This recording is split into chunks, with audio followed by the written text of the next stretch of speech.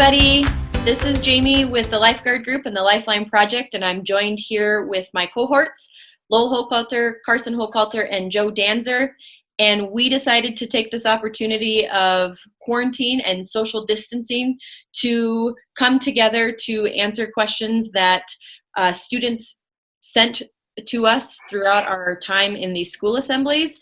We have several that are written down on Post-it notes that are sitting in front of us. And we thought this was going to be a great time to come and answer some questions that maybe you've even had, but you felt like you couldn't ask the question because you felt like maybe it was something that you should know. But the truth is a lot of people don't know anything about human trafficking and what it looks like and how they can assist in stopping this epidemic. And so we thought this would be an opportunity to come to you and answer those questions and continue on and then allow you to ask questions that we can answer for you. So the first question that we're going to start off with is one of the students in Laurel Hardin, I think it was Hardin, asked, how did this whole thing get started? So Lowell, I'm going to come to you first and ask, how did the LifeGuard Group get started? Well, the LifeGuard Group got started when we made the decision to go into the schools about 25 years ago. I started traveling, first of all, in the state of Montana, and we did school assembly programs on self-awareness, success, academic success, athletic success, and drugs and alcohol awareness. And as we did our school assembly program, we started to see as kids came forward that there was a difference. And I started to become aware of something taking place in our world that made me very uncomfortable enough to where I ran as fast as I could from it. And I ran so far, would probably most effectively say I ran in circles to where I finally ran back into it and realized that it was something that needed my attention. I thought to myself, I didn't want to be involved because I had 3 daughters, but I always tell people that my excuse became my reason. And if anybody should be involved, it's somebody with 3 daughters or with a daughter or with a son. And so we began working in the field of the abolitionist movement, of working to end slavery. And that led to 2 years ago, us forming the LifeGuard Group, realizing that, the story, right? Have you ever been to a swimming pool, whether it's in a hotel or a beach, where you see the lifeguard stand there and there's nobody in it? And there's always a sign that says, no lifeguard on duty, swim at your own risk.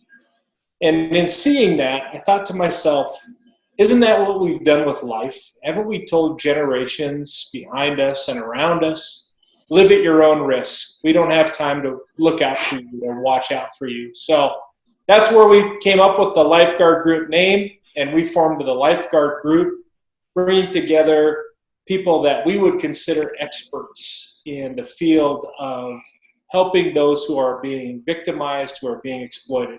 So the LifeGuard Group. And then we decided, how do we reach the most influential, the most powerful, and the wealthiest generation on the face of the earth with this message? And we came up with the idea of doing a school assembly program. And we called Carson and said, Carson, we need to talk to students and empower students. So that's what we did. Awesome. Okay, that's great. That's good to know. And so with the school assembly, the LifeLine Project, Carson, can you tell us a little bit about what the LifeLine Project is, what exactly is the Lifeline, and what our goal and our mission is? Yeah. So the LifeLine Project started out as a dream to empower and educate students to be the lifeline in their schools and their communities. We have so many resources out there for parents to, learn how to keep their kids safe. But we felt like we needed to go straight to the students and essentially give them the permission to get involved in their friends' lives, to get in their friends' business, and just break down those walls that are really empowering the human trafficking trade right now. Because if we keep silent about this, that's when it gets to the point where we just brush that in under the rug, or we put it in that box that we talk about and put it on the shelf for somebody else to take care of. So we want to get to a place where students feel like they can come forward to teachers, and that's why we've incorporated teacher and staff training as well, to create that connection and trust there, where students feel like they can come forward, and whether it's something that they're dealing with, or if they've got a friend that something's just not right, they notice some of the red flags that might be off. And that's another piece of that education that we bring forward, is we give those red flag cards out when we leave to students of things that they can be looking for, whether it's all of a sudden their friend has this expensive clothing that there's no way they could afford, multiple cell phones, that kind of thing.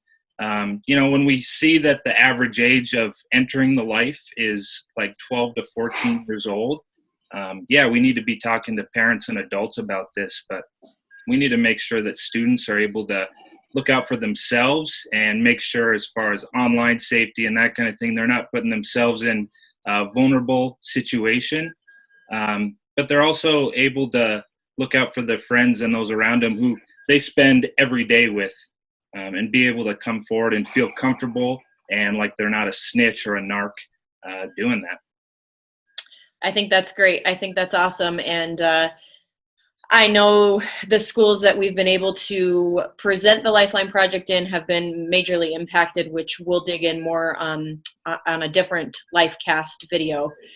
So the LifeLine Project, that seems like a big dream and a huge mission under the LifeGuard Group, going straight to the source of the kids that are being taken.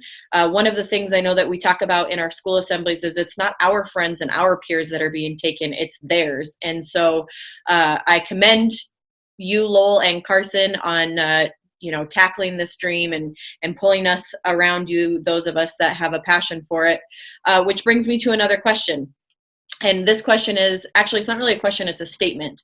And the statement is that this student was unaware that human trafficking was not only happening in Montana, but that it was happening in their town. Like I said in the beginning, these questions are from Laurel and Hardin area. So we were over on the eastern part of the state.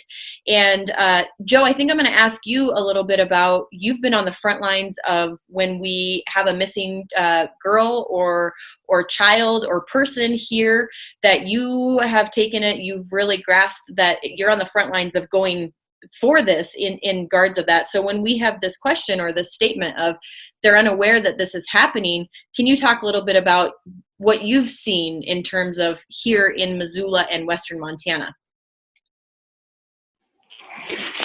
Well, let's see. I mean, when we get that call to go look for somebody, I guess it's just, for me, this could be my own child, and knowing the things that do happen. Just a couple weeks ago, we did rescue a girl who had been in trafficking, and just knowing that could be my own child, it just gives me a want to not give up any kind of search until that person has been found, and how easily it is for these kids to just slip through the cracks, I guess. Okay. Yeah, absolutely. So when when we go and we talk to these schools, and we have the opportunity to be with teachers and staff and students, and then the community when we do our community comeback rally, and people are unaware that this is happening, Lowell, what are some tips that we can give to them to be able to be more cognizant of what is happening around them? Well, we talk about online all the time. And I mean, at some point, we as individuals have to take responsibility for ourselves. And I get that as a parent, I feel a responsibility to help my kids to understand those principles, but to also train them to understand that this thing we call the internet is bigger than any of us really know what it is. And it's becoming more valuable today simply because of what's taking place in our world. Everything has compacted itself online.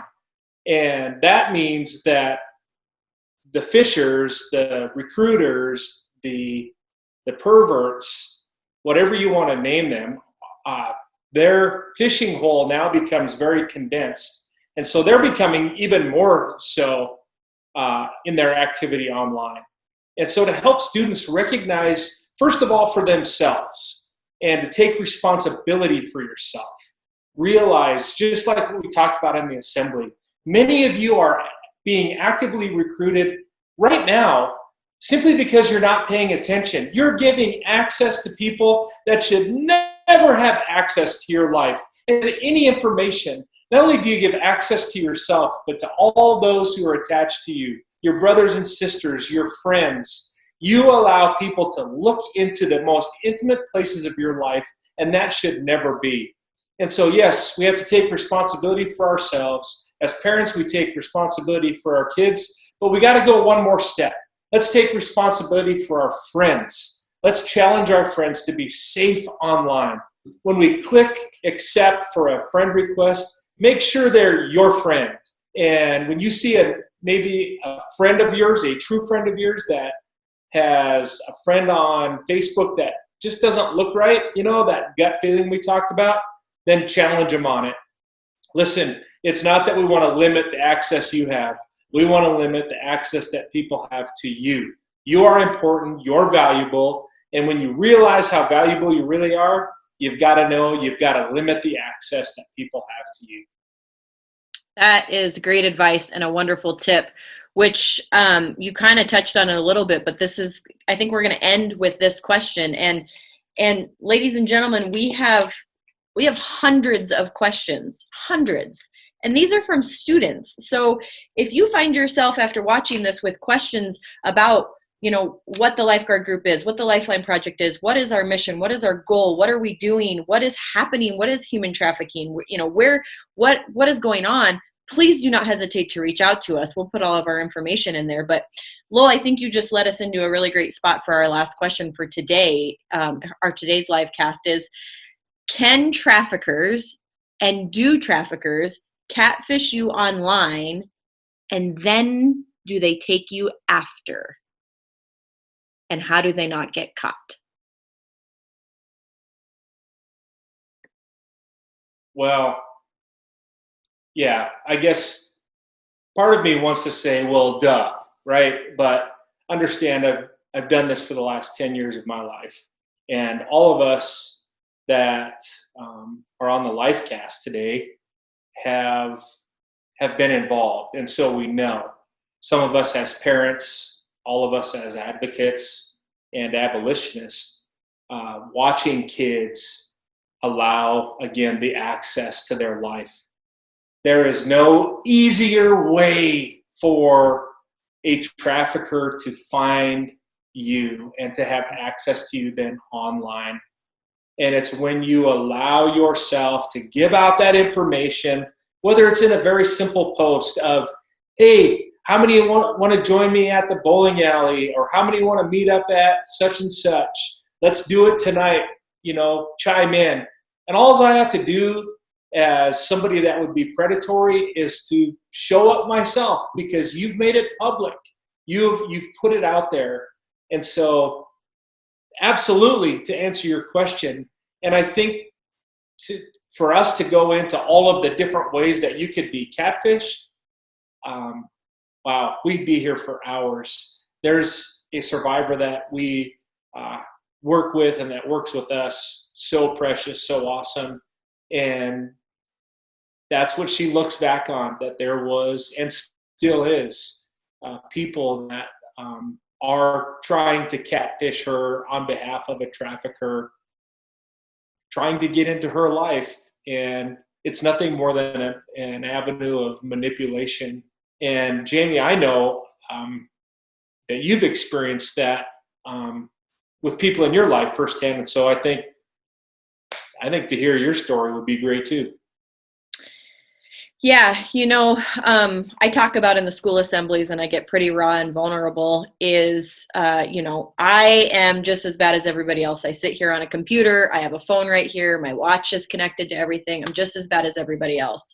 But I come as not only a concerned citizen, but as a parent. And these devices control our kids, and they're addicting. And every time we allow our children to get online, and every time they open up one of those apps, they're accessible, and they've allowed those people in. And there was a time a couple years ago where I was watching my niece's Facebook page, and it said that she had a friend in Alabama. And I thought to myself, we don't know anybody from Alabama. And so I confronted her on who is this person from Alabama that you're friends with on Facebook? And she said, oh, it's such and such girl. She's like 12 or 13. I don't remember how old she was at the time. And I know that it's her because she, I see her pictures, and I'm like, okay, here is great. This is number one thing. Like, anybody, I could go on Google right now while we sit on this Zoom call, and I could go on Google and I could search up 12-year-old blonde-headed girl, and I could find pictures and start sending them to somebody. That doesn't confirm to you that is who that they say that they are. So one of the things I like to tell our students that when we are in assemblies is, if you've never had lunch or dinner or spoke to somebody or seen them face to face in the same room, at least 6 feet apart right now, I know what we're doing today, then you don't know them. You don't know them. And when you're on Snapchat and you do the quick ad thing, or the, like Lowell was talking about, swipe up to go bowling, or whatever it all is, you don't know them. If you've never actually sat with them, you don't know them. And so I always caution people to be very careful about who it is that they're allowing access into their kids' lives and into your own life. I mean, this goes for adults too. This goes for adults, and these traffickers are really, really smart. They know what they're looking for, and they know exactly what to say to get in, to start the conversation. If a girl is sitting there saying, oh, post this picture if you're feeling ugly today, and see something like that, well, then ding, ding, ding, there's that little quote that they're going to say, well, she needs to be lifted up this way. And it's not only girls, it is boys as well. So we have a lot more questions to get to. I'm excited to be able to dig into this. Carson, I think I want to end with you. How can people get in touch with the LifeLine Project to learn more about it, or the LifeGuard Group, and how can they stay in contact with us? Yeah, so the best way right now, we did just open up our LifeLine Facebook page. So try to be very active on there. If you want to send us a private message, we'll be sure to get back to you quick. But you can also visit our web page. It's the lifeline.us, and there's going to be info on the assembly portion, teacher training, as well as the community rallies that we do. And that's a good place at the bottom there. There's a Contact Us tab. And if you have questions, anything like that, that you might like to have answered on the next video, you can send those our way, and we'll make sure to get them answered for you. So yeah, that's probably the two best and quickest ways. You can reach us by phone as well. Got a card sitting back here. Yeah, if you want to reach us right away, you can call us at 406-396-5053. And it'll probably be Kelsey on the other end of that call. But yeah, please reach out, ask us your questions. We would love to hear from you, and we can talk more about how you can be more involved, as well as, if there's any questions that you do have. That's awesome. So this has been the first LifeCast of the LifeGuard Group and the LifeLine Project team here, coming to you via live, kind of. We're on a Zoom call. We're in a weird spot in today's world, but I'm proud of our team. I'm proud of the people that come around us. We're all home and doing our part as best we can. I know it's difficult. We are people. It's we're used to being together. We're used to being with our students, and so just know that we're here for you. Like Carson said, don't hesitate to reach out. you guys, I thank you for your time. I look forward to this next call, and I hope you all have a wonderful rest of your afternoon, and we look forward to seeing you on the next LifeCast. We'll talk to you guys soon. Have a great day.